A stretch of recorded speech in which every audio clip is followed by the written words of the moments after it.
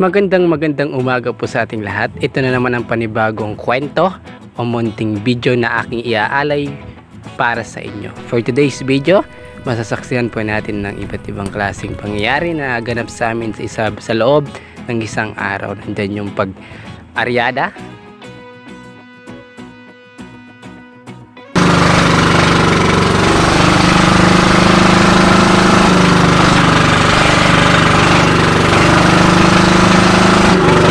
unang-una sa lahat, bago kami lumaot, pumunta muna ako dyan sa aking manukan. Ayan, tinignan ko muna sila kung mabuti ba ang kanyang kalagayan kasi medyo maliliit po sila, no? Yung mga sisiw ko dyan ay talagang sobrang liliit pa nila. Siguro almost 1 month pa lang sila. Yung mga tinuturo ko, yan po yung mga babaeng inahin na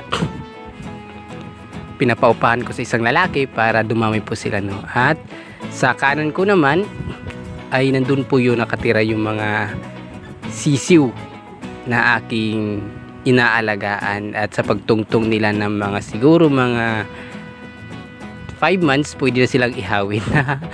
Yan, kung mapapansin nyo, yan po yung mga sisiw nyo, medyo malaki na sila, siguro nasa mga 2.5 months na po sila. So humanda na po sila kasi pagdating nila ng 5 months ay pwede ko na silang ihawin at lagyan ng tanglad. At meron pa siyang maliliit na sisiw, no, andito sa may gilid. Ayan po, ayan. Shout out po sa may isa sa nag-sponsor nito na si Ate Mijo, no. Maraming salamat po sa inyo. Ayan po, nag-umpisa na po ang laot. Wala lang intro. Sobrang ganda ng dagat. Sobrang presko ng hangin during that time.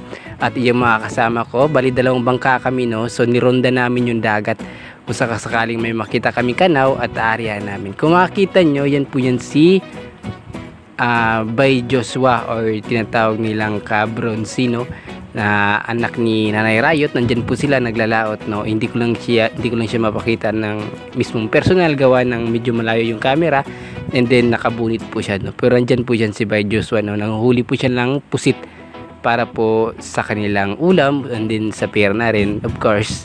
Ayan, kaya tinuturo ko po sila, no. Ayan po sila kasama ang kanyang yung mama ng papa ng kanyang asawa. Ayun po, kung mapapansin po natin, ito po yung lambat. Yan, lambat namin na tinatawag na petitig, no. May nylon, may screen, malalaking hilo po yan. So pang talaga, pang malaki ang isda, tsaka turingan na rin nyo. Sa gustong pagpundar nito, ay abot lang naman na siguro mga 100,000 or 150,000 ang isang set ng ganitong klaseng lambat. So sobrang kamahalan din. And then kung mapapansin natin, during that time, inikot namin ng isang parang isla ng Bures Island.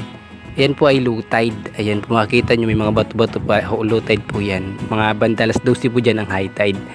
At syempre may napansin din ako, yan, sinipat ko na, sinumin ko na. Yan po isang uri ng mga isda, no, tinawag namin kitang. So ang nahuli nila, sari na isda at iba't ibang klaseng isda rin, no, na isdang bato.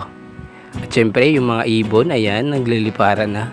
And then after that, umuwi muna kami dun sa aming bahay ni Father's Vlog para kumuha ng mga mapagkain, no, tubig tsaka krudo kasi naubusan na kami ng krudo. And after that, 1 minute 37 seconds later, pumunta na naman kami sa tinatawag naming isla ng Tilisayan, no, at nagulat kami kasi sobrang lakas ng alon. Kung mapapansin nyo, ayan po yung alon, no, sobrang lalaki kasi bagyo po niyan during that time, pero walang confirmation kung ang signal. So bali buntot lang ng bagyo, no, pero sobrang lakas ng alon kung mapapansin nyo.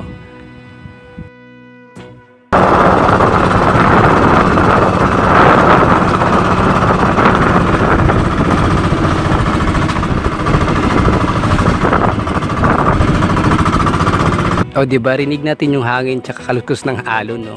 Ayun, bullseye. Ayan, sobrang laki. Pero huwag kayong mag-alala kasi mangisda tayo, malakas yung loob natin, tsaka kayang-kaya naman yun ng bangka. Kaya naman sinulong talaga namin yung Tilisayan Island. Nagbabaka sakali kami, baka may mahuli kami dyan sa mismong isla. Ayan po, yung alon pa rin, sobrang lakas. Ayan, mayroon pong kalahating oras punta po dyan, no. Tsaka ako, syempre, kailangan ko magbulit kasi sobrang init ng panahon. So, kailangan yan ng protection namin po kasi wala naman kaming sunblock. Walang ma-afford na sunblock, kaya ang ginagawa namin ay nagbubulit na lang kami, tsaka nagsusobrero, tsaka protection na rin sa mata, kaya nag-shades kami. And then finally, Andito na kami sa tinatawag na Tilasayan Island yan. Ito yung sa pinakamagandang isla dito sa Bures Island guys. Kung makikita nyo, yung sandbar nila sobrang puti. At saka yung buhangin nila ay talagang tinatawag ng white sand. Kung talagang gusto pumunta dito, talagang mapapawaw ka talaga. And then mag-enjoy ka sa sobrang ganda ng tanawin. Hindi lang yan. Makikita, mapapansin po natin yung sandbar nila sobrang puti. Meron pa po dyan sa may kanan, sa may kaliwa. Sa may kaliwa po, yun po tinatawag namin talagang original na sandbar. Kasi pag high tide, ayun po yan, nawawala po siya. Pag low tide, lumulutang po siya. Ngayon low tide naman kasi, kaya lumalabas siya na parang sandbar, no? So maganda dyan maligo, sobrang linis ng dagat, sobrang presko na presko yung hangin, at tamang tama lang yung tama ng araw. Ayun po ako, yan, napapakita namin, nandiyan lang kami nakatambay, nag-aabang kami na may lumabas na kanaw. Kanaw guys means yung parang isda na para lumalabas sila sa tubig. Pag nakita namin yun, saka na namin naaaryahan. So pag nahuli namin ay pera, pag hindi namin mahuli ay walang pera. Ayan, bali bumalik na po pala kami, no. So nadaan namin yung mga barko. Ayan po, daan po yan sa aming munisipyo San Pascual. Sa San Pascual, munisipyo San Pascual, ayun po yung barko. Ayan, nakatambay dito po sila kasi bagyo nga during that time. Kaya yung mga barko ay pumunta muna doon sa may gilid. At kung mapapansin nyo, mangingisda din po yan, no. Yan tinatawag namin pusit yung kanina, kasi anak ni Nanay Rayot sa Rayot Family, shoutout nga pala. Ito naman iba namang grupo to. 1 hour later.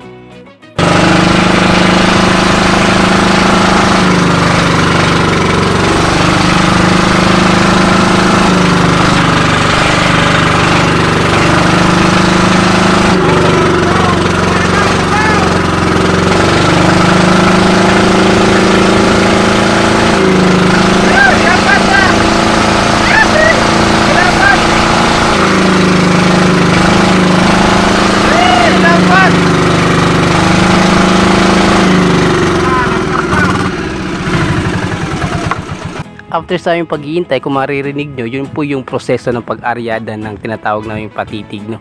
So may nahuli kami dyan, konti lang po tinatawag naming isdang lapis, pero yun po yung proseso ng pag-aryada. Kailangan mabilis ka at saka mabiling kang humawak ng lambat. Pero bago yan, kinukuha ng mga kasama ko yung mga isda na nahuli namin. And then ako muna ay nagsaing muna ako para naman pagkatapos nila ay kakain na lang kami. Yung lambat, yung sinumin ko, yun po yung isang kasama namin, no? So sila po yung kumuha ng isda. Yan. Kung makikita nyo, sinumin ko na. Kung makikita nyo parang may puti, hindi lang ako nakasakay doon kasi hindi ako naligo ng dagat, no? Kasi baby nyo, bawal tayo maligo ng dagat kasi gawa ng medyo may lag na tayo ng konti. Tsaka ito yung makikita nyo, yung sinumin ko na yung mga isda na yun, kulay puti, yung tinatawag naming lapis, no? Na sobrang sarap niya sa inasal. Yan, talagang mapapawaw ka talaga. Kaso lang sa may mga taong may allergy sa isda na yan, ay hindi pwede. Katulad ko, may allergy ako sa isdang lapis na tinatawag namin, na ipapakita ko yan, ipapakita ko rin dyan mamaya. Yung nahuli nila, medyo madami din, no? Ayan, no? Kung makita nyo, parang puti-puti na rin yung sinumin ko na para makita nyo naman sa video.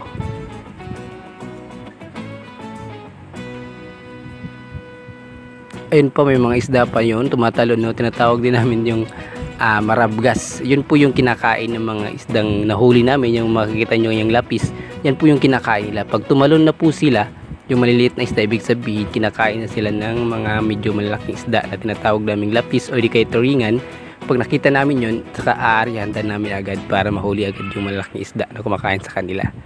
Ganun po yung kasimple, no? Ang logic sa likod ng patitig at sa kanaw. Ayan po, iniisa-isa pa nila, pinapakita nila sa akin, parang pinapamukha nila sa akin na sana daw malapit ako dun sa kanila para mas mabidyohan ko ng malapit para makita nyo talagang yun ang huli namin. Pero hindi ako nagpatina kasi medyo may lagnat nga tayo. Ayaw nating lumala yung kalagayan natin, ano po.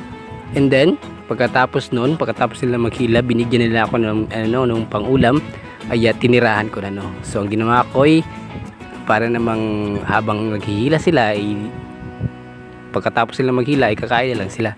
Kaya yung tinatawag naming lapis, guys, no? Lapis, ayan, kakaibang isda, may mga parang may mga moles, yung parang araw, no, sa amin tinatawagin. Ayan ako, yan, panagsasalita pero wala namang tinig. Ayun yung inulam namin. So yan pala yung banak, yung parang maitim, yung inunulam ko kasi bawal ako sa isdang lapis. Kaya yun muna ang inulam ko. Yan, sobrang sarap niyan guys. Talagang mapapawaw ka, sobrang sarap niyan sa inasal na tinatawag naming lapis. Ayan pa, yung mga huli namin, no. Ayan yung kasama ko, nilalagay na sa nanguha na ng isda sa may dong. Dong guys, ibig sabihin nun, yun yung dulo ng bangka. Yung tinatawag sa amin dong kasi Bisaya kasi kami. Kaya naman dong ang tawag. Ayan. Yan si Angel, anak ni Father's Vlog. Ayan siya. Kumukuha na siya ng isda. Ayan, 4 na pirasong lapis. Ayan. Hindi ko lang alam guys kung bakit siya tinawag na lapis. Pero ang tawag talagang isda na yan is lapis sa amin. So comment down below kayo kung anong tawag yan sa Tagalog. Kasi sa Bisaya, lapis talaga yan. Pero sa Tagalog hindi ko alam kung anong tawag yan. Ayan, kumain na sila Father's Vlog. Kita mo naman, gutom na sila. Si Father's Vlog, mahilig siya maghubad ng damit sa laot. So ako naman kasi bunit talaga ako sa laot. Ayaw kong maghubad kasi sobrang init ng araw. Tsaka yung alat pa ay talagang iitim ka talaga. Pero si Father's Vlog baliwala na lang sa kanya, no.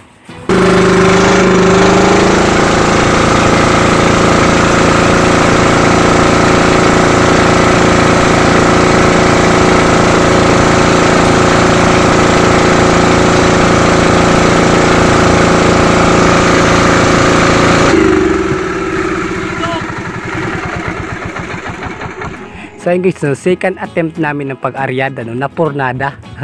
Iwan ko ba kung bakit, yung parang nalaglag yung isang buong lambat. So hindi nata naayos ng pagsinsay kasi siguro nagkagulo. Kaya ayun, nangyari sa lambat, hindi naayos, hindi natuloy ang aryada. Pero yung mga huli namin dyan, ayan naman, nagdagdagan na rin kasi nakarya din yung kabila. Ayan na, madami diba guys. Pero hindi yan, hindi yan guys, hindi yan talagang totally marami, sobrang liit pa niyan, luging-lugi pa kami niyan kasi yung isdang lapis na tinatawag namin, yung mga ganyang klaseng isda, sa amin halos hindi yan nabibenta. Kung pipresyuhan lang yan, iabot lang yan ng 20 pesos per kilo, yun yung halaga niya, o kaya 30 pesos per kilo. Kaya karamihan yan binibigay na lang namin, tsaka inuulam namin, tsaka ginagawa naming daing kasi sobrang sarap niyan sa daing. Ito yung kasama ko, ayan na, yan yung dagat, sobrang kalmado. Kaya dito ko natapusin ang video. I hope nag-enjoy kayo sa aking munting vlog. I-chat ko na lahat ng shoutout, hindi ko na kailangan isa-isahin pa. Maraming salamat sa inyo. God bless you all and goodbye.